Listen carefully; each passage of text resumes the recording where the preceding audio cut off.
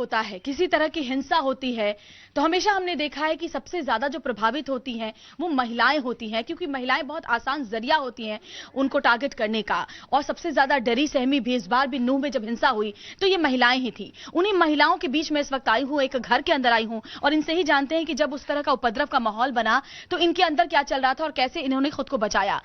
जब उपद्रव शुरू हुआ उस वक्त कहाँ थे आप?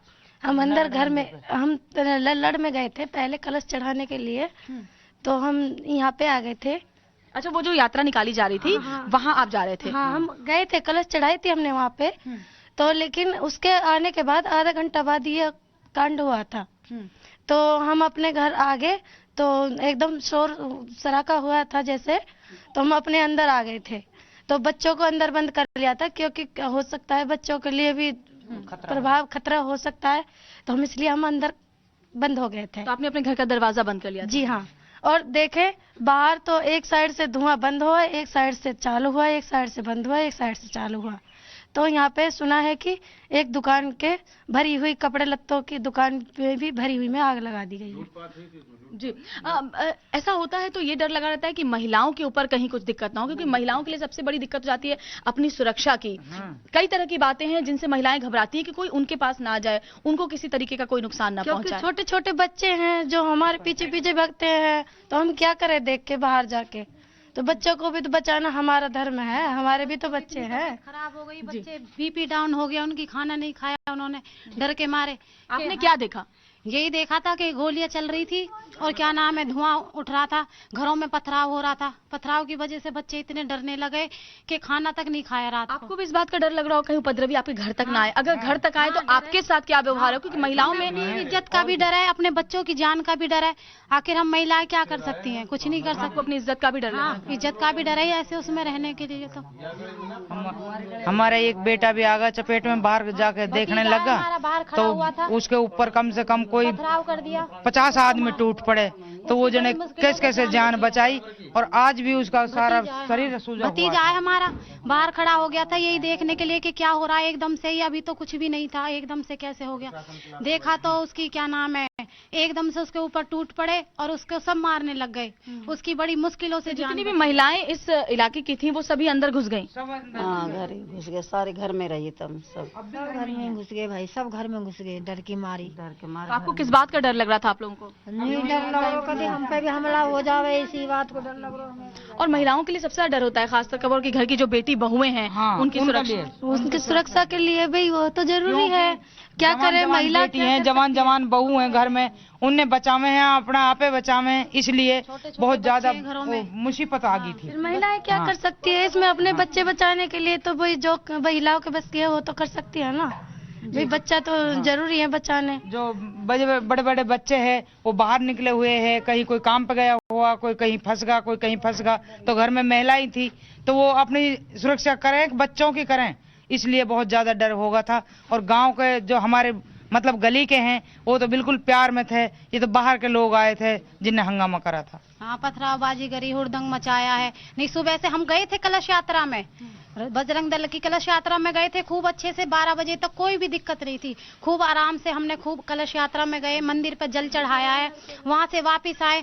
कुछ भी ऐसा नहीं था कि ये सब हो जाएगा, इतना बड़ा वो हो जाएगा, मतलब वो उपद्रव हो जाएगा, इतना बड़ा वो हादसा हो जाएगा, हमें उम्मीद तक नहीं थी।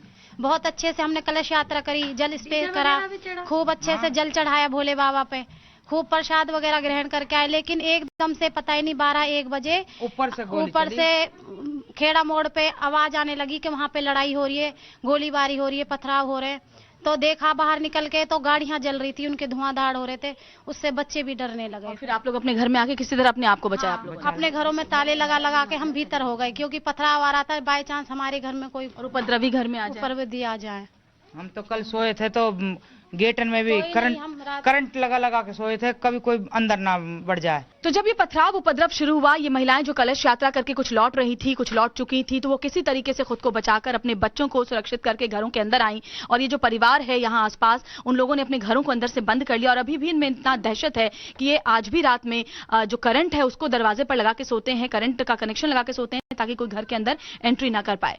वीडियो जर्नलिस्ट मृत्युंजय के साथ Shweta Srivastava, new Times Now, Nav Bharat. नू में जबरदस्त हिंसा हुई, लेकिन अब यहाँ पर बर्बादी के निशान हैं और जो लोग यहाँ पर हैं, जो परिवार यहाँ पर हैं, उनमें अभी भी दहशत है। मैं खासतौर पर उन महिलाओं की स्थिति को समझने आई हूँ यहाँ पर, जो उस वक्त फंस गई थी, डरी सहमी थी, क्या गुजरी उनके ऊपर और अभी क्या स्थिति है। तो देखिए, कुछ महिलाओं से बात करते हैं। आप कलश यात्रा में गई थी? हाँ गए थे। अच्छा, फिर क्या हुआ वहाँ अचानक? वहाँ बहुत बुरा हाल था, मतलब बहुत ज्यादा, ये मतलब भगना भारी हो गया हमको। हम बहुत मुश्किल से आ पाए घर। कितनी दूर यहाँ से, आपके घर से कितनी दूर है वो? 7 किलोमीटर है यहाँ से, 7-8 किलोमीटर पड़ते हैं। तो कैसे आए आप फिर वहाँ से? पैदल आए हैं, पैदल ही पैदल गए, भगे भगे आए हैं। दौड़ते दौड़ते आप आए हाँ, वहाँ से? वहाँ से मतलब कुछ मतलब बहुत बुरा हाल था वहाँ मतलब पब्लिक भग रही थी, आपत भी मच रही थी, ऐसा बुरा हाल था, मतलब बहुत मुश्किल से आए हम। अच्छा, तो फिर आपने देखा क्या, किस तरीके के ये हालात वहाँ पर बने हुए थे? हालात बहुत बुरे थे, मतलब हम अपने बच्चे उनको भी अपने साथ लेके गए थे। हमें ऐसा कुछ नहीं पता कि वहाँ ऐसा कुछ लड़ाई भी होगी, लेकिन पब्लिक भगती देखी तो हम भी भगे। फिर यही चल रहा था कि भाई इनकी पहले से ही सोची हुई साजिश थी, इतनी तैयारी कर रखी है, पहाड़ में छुपे हुए थे, ये एक दिन पहले से ही थे। इन्होंने पूरी तैयारी, गोला बारूद ऐसे कर रखा, आग के गोला रख रखे, जो एकदम से गाड़ी वाड़ी इतनी जलाई, और हमारे आदमी फंस गए थे उन्हों के बीच में। तो हमारे छोटे छोटे बच्चे थे, हम भी नहीं जा सकते थे, तो सारे बच्चे वहाँ पे पूरा इन्होंने माहौल घेर लिया था चारों तरफ से मंदिर को। एक दिन पहले रात में ये तैयार कर लिया इन्होंने, और यहाँ पे भी यहाँ तक आए हैं, हमारे गली तक। जब स्थिति बनी, आप कहाँ पर थी? घर पे ही था। घर पे थे? अच्छा, तो आप भी अपने दरवाजों को बंद करके अंदर थी? बंद करके, दुकानें बंद कर करके अपने घर पे आ गए थे। जैसे कोई परेशानी देखी, आग हुई लगी देखी, भगते देखे थे दुनिया, तो सब अपने घर में बढ़ गए थे हम। जी, आप कहाँ थे उस वक्त? मैं यहीं पे थी, और मेरे जो देवर है वो चले गए थे बाहर, वो भी बीच में आ गए थे। मेरे घर पे बस मेरी सासू माँ तो थी नहीं थी, हम ही थे, छोटे छोटे हमारे बच्चे थे। तो मैं भगी गई, जब उनको पकड़ लिया तो उनके बड़े भाई भी थे, दोनों से उनके साथ में गई। तो देखो तो वहाँ पे भीड़ भाड़ थी, मैं पेट से हूँ, मैं उनके पास भगी गई, उनको बड़ी मुश्किल से मतलब खींचा वहाँ से, धक्का मार के। फिर 2 जने और थे, उन्होंने धक्का मार के उनको अंदर किया, उनके साथ मारा पीटी होगी, उनके लग गई है थोड़ी बहुत। बाकी फिलहाल अब वैसे ठीक है, पर दिक्कत बहुत ज्यादा हो गई थी। और इसीलिए अभी भी नू में हिंसा का दौर भले ही थम गया हो, लेकिन दहशत बरकरार है। वीडियो जर्नलिस्ट मृत्युंजय के साथ श्वेता श्रीवास्तव, नू टाइम्स नाउ, नव भारत। नू में फिलहाल शांति है, इंटरनेट सेवा बंद है, स्कूल कॉलेज बंद है और सड़कों पर सन्नाटा पसरा है। लेकिन अभी भी सन्नाटे में उस उपद्रव, उस हिंसा की जो चीख है, जो शोर है, वो सुनाई पड़ सकती है, क्योंकि लोगों के अंदर अभी भी दहशत है और चेहरे पर खौफ के निशान। मैं लोगों से बात करती हूँ, किस तरह के हालात उस वक्त बने जब ये पूरा उपद्रव हुआ और कहाँ पर थे आप लोग? मैडम, मैं ऑन रोड था, ऑन रोड ही मेरा घर पड़ता है, मैं इस वार्ड का पार्षद हूँ। मैंने अपनी आंखों से देखा है, इतना भयानक दृश्य कभी जिंदगी में नहीं देखा।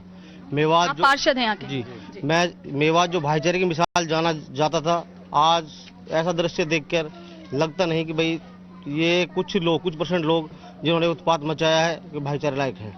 तो ये बाहरी लोग थे, क्योंकि ज्यादातर बात यही सामने आ रही, कुछ लोग बाहर से जानबूझकर साजिशन यहाँ पर आए थे? मैडम, कोई साजिश तो थी, बिना साजिश के तो इतना बड़ा हादसा हो नहीं सकता, क्योंकि ये बिल्कुल साजिश थी। बाहरी लोग भी थे, कुछ लोगों को जो नई उम्र के बच्चे थे, उन्हें बरगलाया? हाँ, उनको बरगलाया गया, उनको साथ लिया गया। उनमें बुजुर्ग एक भी नहीं था, सिर्फ बच्चे ज्यादा थे। वो उनको समझाने के लिए कोई नहीं आया, क्योंकि सारा प्री प्लान था। ऐसा नहीं कि अचानक हुआ है, प्री प्लान था। यात्रा को टारगेट करना, जो हिंदू ऊपर उठ रहे हैं थोड़ा सा उनको टारगेट करना। मुझसे खुद से कहा गया था, अंदर चले जाओ, नहीं तो तुम्हारी बहन बेटी को उठा के ले जाएंगे। जबकि एक मौजूदा पार्षद, मैंने वो कहा भी तो आजा, मैंने अभी तो मैंने कुछ भी नहीं है। तो आपने अपने घर की महिलाओं को अंदर बंद किया होगा? हाँ, मैंने कहा मैं अंदर चले जाओ, कोई दिक्कत नहीं। पुलिस भी नहीं थी, तो पुलिस को कॉल करा, पुलिस कॉल नहीं उठाया। इतना बहुत बड़ा हादसा था मैडम। अगर आप देखते ना, बहुत मुश्किल था। बिल्कुल। आपको क्या लगता है कि ये, क्योंकि जिस तरह की हिंसा हुई वो अचानक से नहीं हो सकती, पत्थर अगर मौजूद थे वहां पर, फायरिंग की गई, सारा इंतजाम पहले से किया गया था? मैम, ये पहले से ही सेटिंग का काम था, लेकिन हमारा तो घर था, हम उस प्रदर्शन में भी नहीं थे, किसी चीज में भी नहीं थे, फिर भी हमारे घर के शीशे तोड़ दिए। लेकिन मुझे तो इस बात का बहुत दुख है, और मैं तो सीएम साहब से भी, अमित शाह से भी ये कहना चाहता हूँ, यहाँ पे फौज गिरनी चाहिए, और जिस दंगाइयों ने ये काम करा है उनको गोली लगनी चाहिए, चाहे वो किसी भी समाज का है, किसी भी धर्म का, किसी भी जाति का है। उस सीएम साहब से के पास से जाती है, अगर गृह मंत्री जाती है, तो मैं यहाँ ये चाहूंगा कि आरएफ टुकड़ी को वापस बुलाया जाए और यहाँ पे बीएसएफ की फौज गिरी जाए। अब आप लोगों में डर है? डर है मैडम, पूरा माहौल बना हुआ है, रात को सोते नहीं है मैडम, रात के 3 साढ़े 3 बजे तक सोते हैं मैडम, बताओ, फिर 5 बजे फिर खड़े हो जाते हैं। ये डर लगा रहता है कहीं ऐसा फिर दोबारा ना हो जाए मैडम। छोटे छोटे बच्चे हैं मैडम, इनका मेन टारगेट होता है हमारे बच्चे, हमारी संपत्ति, और इनका सबसे बड़ा मेन टारगेट होता है कि इनकी दुकानों को, घरों को लूटा जाए, और लूट के ले गए मैडम। और ये भी पता चला है कि इनका सामान भी आसपास के एरिया में ही है। दुकानों में भी आग लगा दी मैम। वो तो हमने देखा है। अब किस तरह का यहाँ पर माहौल है? इंटरनेट से सेवा बंद है, क्या आपको लग रहा है कि अब स्थिति पहले से बेहतर हो गई है? अब तो बेहतर है मैम, पहले से तो बेहतर है। जिस दिन वो हाल हुआ था वो तो बहुत बुरा हाल था। और दरअसल ये तो ऐसा तो है नहीं कि हिंदू मुसलमान की कोई बात होती है, भाईचारा तो मेवात में है ही। और इनके जो चैलेंज चल रहे थे वो पहले से चल रहे थे और आम पब्लिक को पता नहीं था। और जो भी हुआ ये तो एक साजिश है, इसमें चाहे मुसलमान है चाहे हिंदू है, जो होना था वो तो हो गया मैम। एसआई जी, जो माहौल था वो तो एकदम बिगड़ा है। 12 बजे के बाद जो कुछ हुआ है वो एकदम हुआ है, एकदम ऐसा तो हुआ नहीं कि एक साथ ही हो गया। हम दुकान पे बैठे हुए थे, चौक पे, बिल्कुल मेन चौक पे दुकान थी हमारी, ऐसी कोई माहौल नहीं था। लेकिन एकदम जो नए बच्चे आए उसके साथ और पब्लिक आई तो उससे एकदम माहौल बिगड़ता चला गया। जितना बाहर की पब्लिक आई है, बाहर की पब्लिक ने भड़काया है, बाहर पब्लिक ने जो कुछ किया है उन्होंने ही किया है। लेकिन बाजार का तो कोई ऐसा संबंध नहीं है, कोई बंदा नहीं है। सब जो मोहल्ले वाले हैं अपने सब उसी हिसाब से हैं, जैसे भाई बिरादरी में पहले रहते थे उसी हिसाब से। लेकिन कोशिश यही होनी चाहिए कि आगे भी जो मेवात का भाईचारा है वो कायम रहे। बिल्कुल मेवात का भाईचारा कायम रहे, उसी को चाहिए। इसमें जो बाहर से जो आए तो वो करके चले गए, और जो लोग माहौल बिगाड़ना चाहते हैं, कम से कम आप लोगों को इस बात का ध्यान रखना होगा। अब जो निर्दोष आदमी है, जिनके घरों के शीशे तोड़ दिए, जिन्हों के घरों के ऊपर गिर पत्थर फेंके हैं, जिन्हों की निर्दोष लोगों की दुकानें जला दी गई, मंदिर के पुजारी को पीट दिया, भाईचारा रह कहाँ गया? वहाँ तो भाईचारा ही खत्म हो जाता है। भाईचारा तो जब होता जब उन निर्दोष लोगों की दुकानों में आग नहीं लगाते, किसी गिर पत्थर नहीं फेंकते। जहाँ इनकी लड़ाई थी उनको मुंह से लड़ाई करनी चाहिए थी ना, जो निर्दोष लोग हैं। लड़ाई का तो कोई अंत नहीं है ना कहीं तो आपको इस बात को समझना पड़ेगा। खट्टर सरकार भी फेल है, खट्टर रही है तो खच्चर सरकार है, क्योंकि 5 घंटे तक मरने के लिए छोड़ दिया हमारे हिंदू लोगों को, शरणार्थियों को। जैसी सरकार होनी चाहिए, सरकार हो तो कुछ सफलता मिल सके शायद हमको। आपको लगता है कि उत्तर प्रदेश के जो मुख्यमंत्री हैं, मुख्यमंत्री बहुत अच्छे हैं? क्योंकि हम कल, मैं अपनी बता देता हूँ, वो ही सही है। अपनी मैं बता देता हूँ, कल जैसे मैं परसों जब वो लड़ाई हुई थी, मैं ऐसे देखने चला गया था, पर कुछ लोगों ने ना, पता नहीं, मैं ऐसे बुनियाद से गया था, क्या मेरा ये क्लावा टारगेट किया था क्या नहीं किया था, तो उनने 15-20 जनों ने मेरे को इकट्ठा घेर लिया, जिससे मेरी चोट लगी है यहाँ पे भी, और देखो हाथ में भी चोट लगी है। मैं अपने घर में मुश्किल से भाग के आया था। उन्होंने नाम तक पूछा है, तेरा नाम दीपक है, आजा बेटा मारो, तेरा नाम कासम है, भाग जा। अब बस अपनी जान बचा के अपने बच्चों के पास पहुंचे, उसके बाद हम अपने घरों में हैं। तो लोगों में बहुत ज्यादा नाराजगी है। कुछ लोग ये भी मानते हैं कि जैसे योगी मॉडल पर काम होता है, अगर उस तरीके से काम हो तो शायद यहाँ की स्थिति बेहतर हो। और हालांकि लोगों का ये भी कहना है कि भाईचारे का माहौल मेवात में हमेशा से रहा है, वो फिर से कायम करने की कोशिश जो है दोनों समुदायों की तरफ से होगी। इसको लेकर लगातार सरकार दोनों समुदायों की मीटिंग्स भी करवा रही है। वीडियो जर्नलिस्ट मृत्युंजय के साथ श्वेता श्रीवास्तव, टाइम्स नाउ।